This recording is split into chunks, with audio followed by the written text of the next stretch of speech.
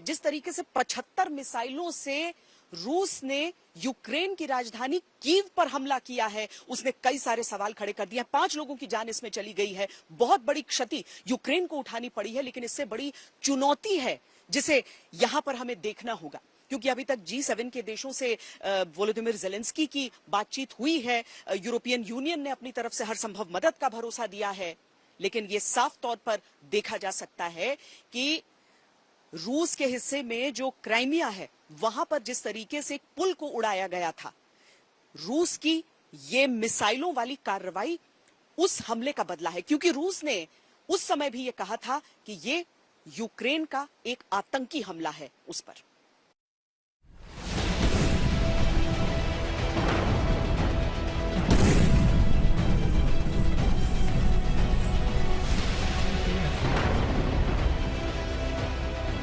जिसका डर था वही हुआ। पुतिन ने क्रीमिया का बदला ले लिया। शनिवार को रूसी कब्जे वाले क्रीमिया को जोड़ने वाले रेल रोड ब्रिज पर धमाका हुआ। पुतिन ने इसे यूक्रेन की आतंकी कार्रवाई बताया और इसके 48 घंटे के भीतर यूक्रेन दहल उठा। कीव में सुबह तक सब कुछ सामान्य था। एक शख्स आराम से टहलता नजर आया, मगर घड़ी में 8:18 और 50 सेकंड का वक्त हुआ और रूसी मिसाइल के धमाके ने दहशत पैदा कर दी। यह शख्स यहां से जान बचाकर भागा।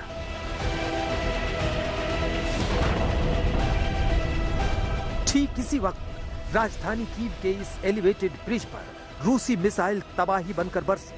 जबरदस्त धमाका हुआ। आग और धुएं के गुबार के बीच पुल का एक बड़ा हिस्सा तहस नहस हो गया। इन हमलों से कितनी दहशत थी, इसका अंदाजा आप इस चीख से लगा सकते हैं। डर से लगातार चीख रही महिला की आवाज सुनी और देखिए, हाईवे से इतनी दूर गिरी रूस की मिसाइल ने हाईवे का क्या हाल कर दिया है। इसमें दरार पड़ गई है।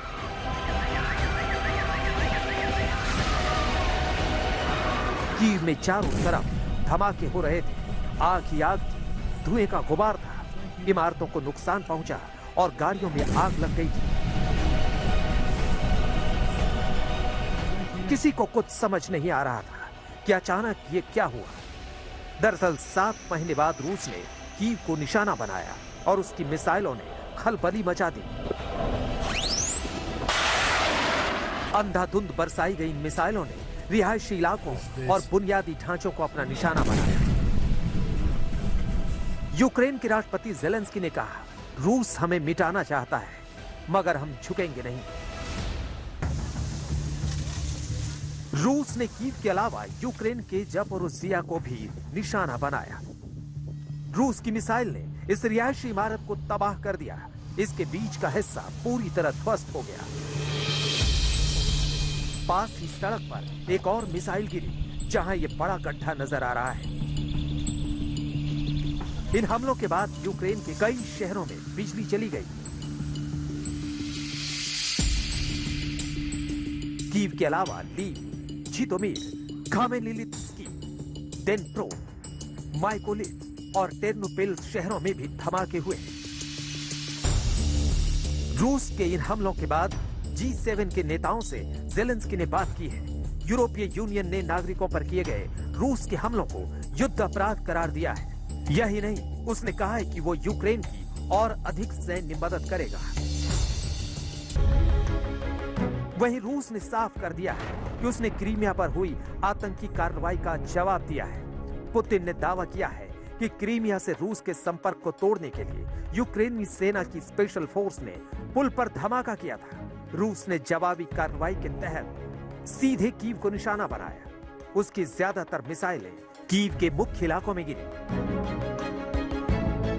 जमीनी लड़ाई में नुकसान के बाद रूस ने अप्रैल में अपनी सेना को कीव से हटा लिया था। लिहाजा बदला लेने के लिए उसने मिसाइलों के जरिए कीव को निशाना बनाया। बड़ा सवाल यही है कि क्या रूस की ये कार्रवाई एक बार फिर इस महायुद्ध को विश्व युद्ध की तरफ ले जा रही है। आज तक ब्यूरो। जनरल सर्गेई सुरोविकिन, जो कि रूस के सबसे खतरनाक कमांडर माने जाते हैं, रूस ने क्या किया है कि अभी तक जो उसकी साख पर कुछ सवाल उठ रहे थे उसे लेकर मिलिट्री कमांडर ही वहां पर बदल दिया। अब ये कैसा दांव हो सकता है?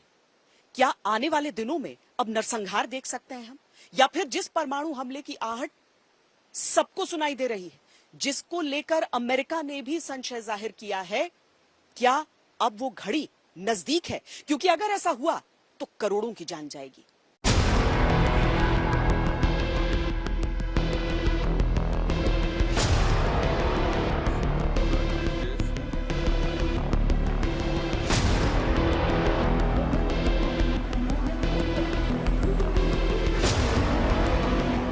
रूस यूक्रेन युद्ध के 7 महीने बीत चुके हैं। जैसे जैसे युद्ध बढ़ रहा है, अंतर्राष्ट्रीय स्तर पर रूसी राष्ट्रपति पुतिन की साख घटती जा रही है।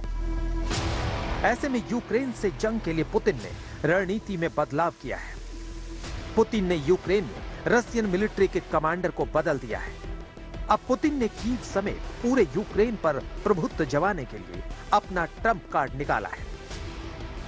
रूसी राष्ट्रपति ने अब युद्ध की कमान अपने सबसे खतरनाक कमांडर जनरल सर्गेई सुरोविकिन को सौंप दी है। अब समझिए इस कमांडर का क्या इतिहास रहा है और उन्हें क्यों इतना खतरनाक समझा जाता है।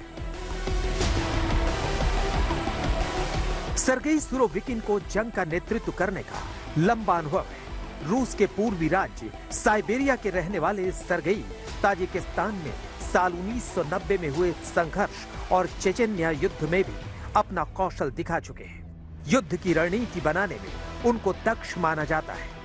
कयास लगाया जा रहा है कि पुतिन यूक्रेन पर छोटे और सीमित दायरे वाले टैक्टिकल परमाणु हथियारों का इस्तेमाल कर सकते हैं, लेकिन अगर ऐसा हुआ तो तीसरा विश्व युद्ध होने से कोई रोक नहीं पाएगा। अगर परमाणु युद्ध होता है तो केवल रूस और अमेरिका के बीच परमाणु विस्फोट में 45 मिनट के अंदर 30 लाख से ज्यादा लोगों की मौत हो सकती है और पूरे यूरोप, एशिया और अमेरिका में संघर्ष के पहले कुछ घंटों के अंदर 9 करोड़ लोगों की मौत हो सकती है। अगर ऐसा हुआ तो धरती का पूरा क्लाइमेट सिस्टम ही बिगड़ जाएगा। अगर परमाणु युद्ध हुआ तो धरती का तापमान कम हो जाएगा, क्योंकि इस हमले से निकलने वाला धुआं धरती की सतह पर जम जाएगा। आशंका जताई जा रही है कि कई जगह सूरज की रोशनी भी नहीं पहुंचेगी। सवाल है कि क्या यूक्रेन को नेस्तनाबूद करने पर आमादा पुतिन भारत समेत दुनिया के किसी भी देश की बात नहीं सुनेंगे, जबकि पीएम मोदी समरकंद में एससीओ शिखर सम्मेलन में पुतिन के सामने कह चुके हैं कि यह युद्ध का युग नहीं है। आज का युग युद्ध का है नहीं, और हमने फोन पर भी कई बार आपसे इस विषय में बात की है कि डेमोक्रेसी और डिप्लोमेसी और डायलॉग, ये सारी बातें ऐसी हैं कि जो दुनिया को एक स्पर्श करती है। आने वाले दिनों में शांति के रास्ते पर हम कैसे बढ़ सके, उसके विषय में जरूर आज हमें चर्चा करने का मौका मिलेगा। आपका व्यू पॉइंट समझने का मुझे भी एक अवसर मिलेगा।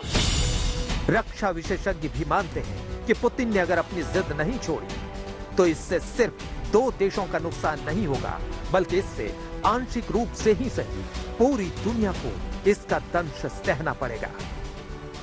विश्व के ज्यादातर देश यही चाहते हैं कि जितनी जल्दी हो सके दोनों देशों के बीच जारी गतिरोध खत्म हो, जिससे हार किसी की ना हो और जीत मानवता की। गौरव सावंत के साथ आज तक।